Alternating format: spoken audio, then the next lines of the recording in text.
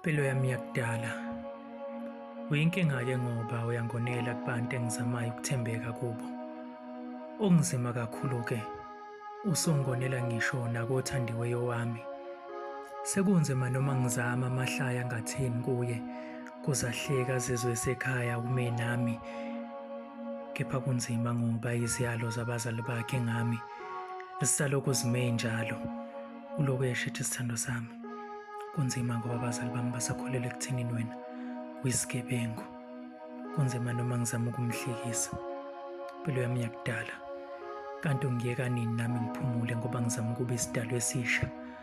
Kunzima ukuphila nawe, hlukana nami, ngiphumule nami, ngithole ukujabula nami ngisaphefumula.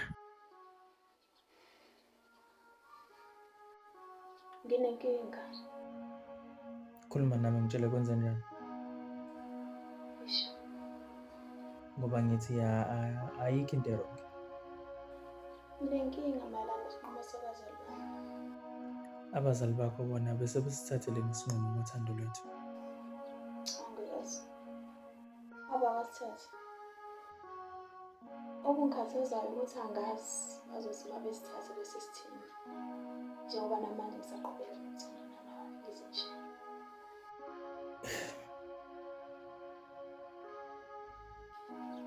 Nkosikazi, abazali bami basakholelwa ekutheni mina uyisigebengu. Ngakho babona impilo yami engaphephile.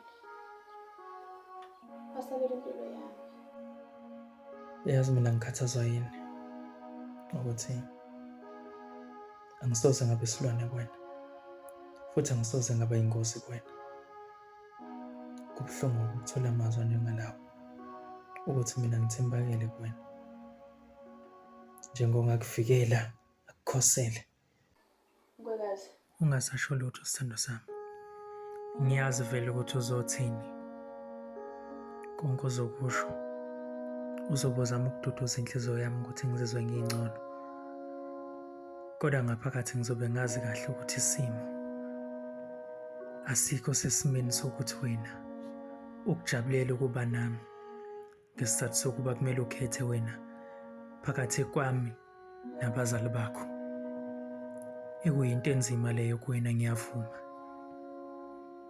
Nami angazi ukuthi ngicabange ngigcinephi, nokuthi ngicabangeni, nokuthi ngikunike kuphi ongathi kwenze ngesimo ongaphasi kwaso njengamanje.